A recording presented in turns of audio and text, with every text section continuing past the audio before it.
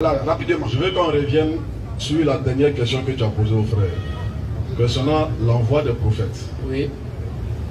Tu as posé la question de savoir, il envoie des prophètes en tant que qui? Oui. Moi je dis en tant que prophète. En tant que prophète. Ok, donc je pense que déjà c'est une contestation. Donc c'est engagé. 5 minutes, 5 minutes.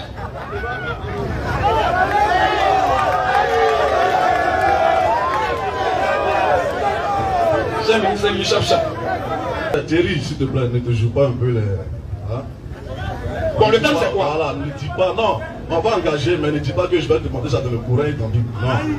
Le thème c'est quoi, frère? Tu as dit que qui envoie les prophètes? Qui envoie les prophètes? Non, le thème, oui. On va aller avec ça. Qui envoie les prophètes? Très bien. D'abord, avant de commencer, je pense que le frère qui était là a dit des versets qui étaient clairs. Je commence, hein? A dit des versets qui étaient déjà clairs. Mais je pense que tout ce que je peux dire, c'est dépassionner un peu le débat et puis de côté. Jean 12, le verset 49 d'abord. Jean 12, 49. Vous notez ça. Ah oui, son lettre est là. Jean 12, le verset 49. Il faut lui donner le micro, le micro. Celui qui me rejette et qui ne reçoit pas mes paroles au juge. La parole que j'ai annoncée, c'est elle qui jugera au dernier jour. Car je n'ai point parlé de moi-même, mais le Père qui m'a envoyé m'a prescrit lui-même ce que je ai annoncé. Donc je vois que ici, Jésus-Christ est clair. Ici, on voit que Jésus-Christ ici est un envoyé et que Jésus-Christ a son Dieu qui est le Père. Donc tout ce que Jésus-Christ fait, tout ce que Jésus-Christ dira, je suppose que c'est le Père qui dit à Jésus et Jésus-Christ demande et Jésus-Christ maintenant le dit au peuple. Tu as demandé de Dieu qui envoie des prophètes. J'ai dit que Jésus-Christ en tant que prophète, parce que Dieu a dit dans Amos 3,7, l'Éternel Dieu ne fait rien sans avoir révélé ses secrets à ses serviteurs, les prophètes. Tu comprends? Donc lorsque l'Éternel veut parler, il donne la parole, il fait la révélation à ses prophètes, et ce sont ces prophètes-là qui viennent maintenant annoncer maintenant le message au peuple. Luc 11, le verset 49. On va voir de Jésus. Est-ce que c'est Jésus réellement qui envoie des prophètes ou c'est Dieu? Luc 11, verset 49.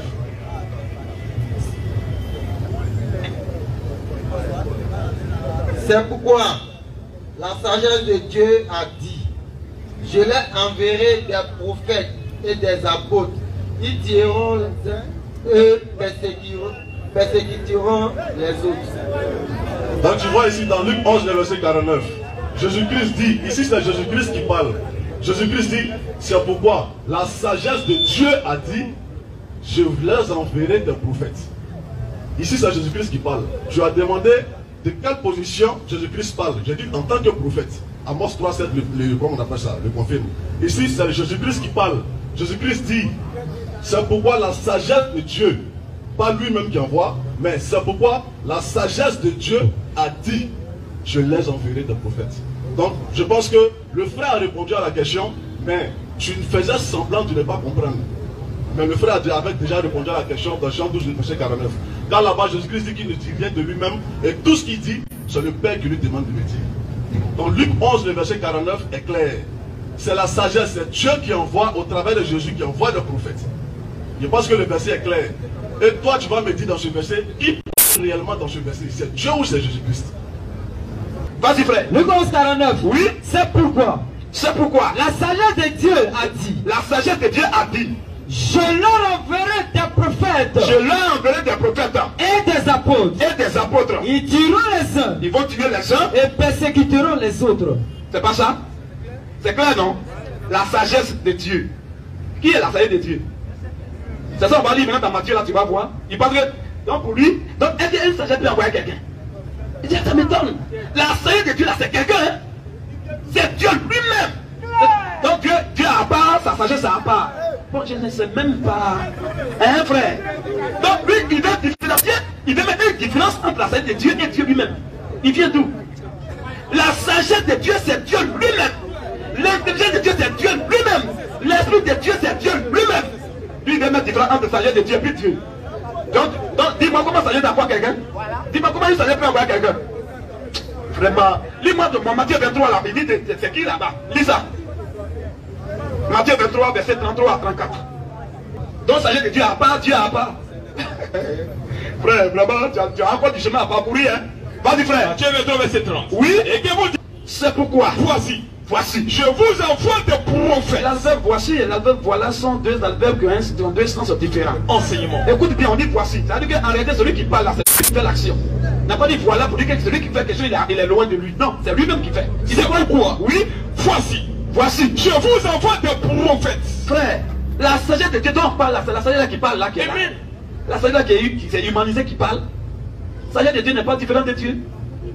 Jean 12, 13. L'esprit de Dieu n'est pas différent de Dieu. Jamais. Ou bien toi-même tu es là, ta parole est différente de toi. Tu es à part, ta parole est à part. Frère, vraiment, revois-toi, hein.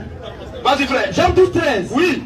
En Dieu En Dieu là. Réside. la sagesse. En Dieu Réside oui. la sagesse. Dieu là, la sagesse là, c'est Dieu lui-même. Aucun homme n'est sage. Tout le monde a vu qu'on a l'indrien des fous. Ou bien des quoi non, on dit des ânes sauvages. Chacun sait. L'homme allait. Oui. Chacun sait. Oui. Si quelqu'un d'entre vous Si quelqu'un d'entre vous manque de sagesse, on parle de sagesse, non? Manque de sagesse. qu'il la demande à Dieu. Toi, tu as dit c'est la sagesse de Dieu qui envoie. On voit si la sagesse de Dieu à part, Dieu à part. Vas-y. Si quelqu'un d'entre vous Si vous les humains, vous manquez, oui, manque de sagesse, vous manquez de sagesse. qu'il la demande à Dieu. Demande cette sagesse-là à Dieu. Qui donne à tout simplement. Qui donne à tout simplement. Et sans reproche. Et sans reproche. Et elle lui sera donnée. Ça veut dire que Dieu même n'est pas sage. Mais Dieu est la sagesse. Et c'est ça. Or, nous, on peut être sage, on a la sagesse, mais on n'est pas la sagesse. On a la sagesse. Mais Dieu est la sagesse. Alors, quand Dieu n'est pas différent de sa sagesse, donc si Jésus est la sagesse de Dieu, mais il faut accepter que c'est lui qui est Dieu. À moins que tu sois différent de ta parole. En vérité, je vous le dis, avant qu'Abraham fût, je suis.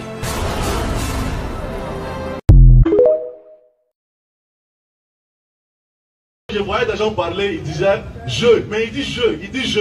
On va voir dans Genèse 16, le verset 10. Le terme je là, ça signifie quoi? On va voir lorsqu'on emploie le terme je, on va voir. L'ange de l'Éternel lui dit. L'ange de l'Éternel lui dit, Je multiplierai ta postérité. je multiplierai ta postérité. Et elle serait si nombreuse. Ok, tu t'arrêtes là déjà. Tu vois ici, l'ange de l'Éternel dit à je multiplierai ta postérité. Dis-moi, c'est l'Éternel Dieu qui multiplie ou c'est l'ange qui le fait? Genèse 16. Genèse chapitre 16, verset 10. Et Genèse 16, 10. Oui, frère. L'ange de l'Éternel lui dit, L'ange de l'Éternel lui dit, je multiplierai ta postérité. je multiplierai ta postérité. Attends un peu. Et lui il pose la question, c'est l'ange qui multiplie ou bien c'est Dieu qui multiplie? Ça m'étonne de quelqu'un qui est un intellectuel. Sérieux. Écoutez bien. Restez serein. Même un enfant de 5 ans sait que les enfants sont donnés uniquement par Dieu. Quel ange qui a la capacité de donner un enfant à quelqu'un? Ça m'étonne. Mais je vais te montrer l'ange de l'Éternel, c'est qui? Tu penses qu'il est différent de l'Éternel? Tu ne vaux rien, frère. Vas-y maintenant, Exode. Exode 3, verset 1. Oui. Moïse, au verset 2. Vas-y. L'ange de l'Éternel. C'est pas ce même mot-là qui est là. L'ange de l'Éternel, non. On va voir, c'est qui en réalité. On va dire c'est qui en réalité. L'ange de l'Éternel, Lui apparut dans une flamme de feu. donc c'est l'ange de l'Éternel qui est dans la flamme de feu. Au milieu d'un buisson. Au milieu d'un buisson. Moïse regarda. Moïse a regardé Et voici. et voici, Le buisson était tout en feu. le buisson était tout en feu. Et le buisson Et le buisson ne se consumait point. ne se consomme pas pareil à l'ange de l'Éternel au milieu du feu. Oui. Moïse a dit, Moïse a dit, je vais me détourner pour voir. il faut que je contourne un peu pour voir. Quelle est cette grande vision? Quelle est cette grande vision? Et pourquoi? Et pourquoi Le buisson ne se consume point. le buisson a en fait mais ne se consomme pas? Au verset 4. Vas-y. L'Éternel vit. Hein? L'Éternel vit. Hein? L'Éternel vit. Est-ce que les musulmans écoutent maintenant là? Qui était dans le feu? L'ange de l'Éternel. Qui était dans le feu?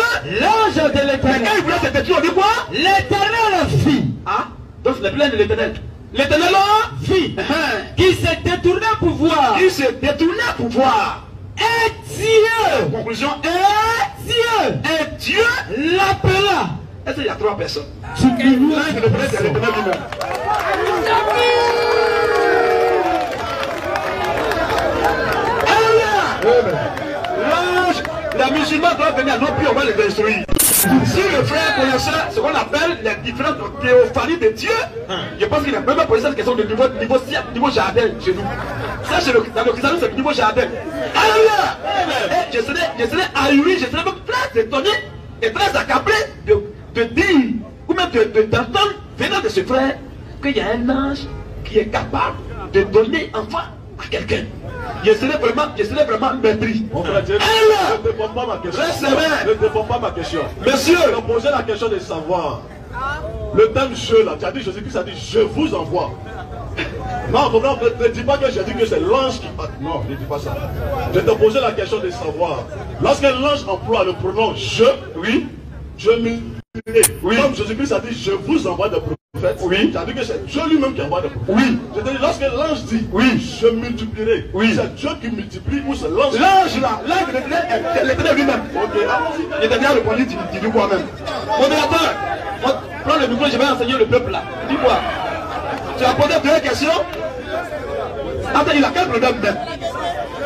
Ça c'est la malhonnêteté. On a lu le verset et le verset est plus que clair. Attends. Ah, mon ami, moi je ne vais pas jouer comme ça les choses. Tu as posé une question. C'est-à-dire dans ta tête là, dans toi ta tête, c'est que l'âge de l'éternel là, il est différent de l'éternel. Et que c'est l'éternel qui parle à travers l'âge de l'éternel. Je te dis c'est faux. C'est une compréhension erronée et une compréhension satanique. Je dis l'âge de l'éternel là, c'est l'éternel lui-même sous forme angélique. Amen. C'est qui te dit? D'abord il a dit Dieu là, c'est Dieu lui-même qui parle. Vraiment, t'as dit que l'âge de l'éternel lui a parlé le feu. Et quand il voulait tourner comme ça, on dit l'éternel, vie. Et après on dit Dieu l'appelle. Est-ce qu'il y a trois individus? C'est le même individu. Alléluia. En vérité, je vous le dis, avant qu'Abraham fût, je suis.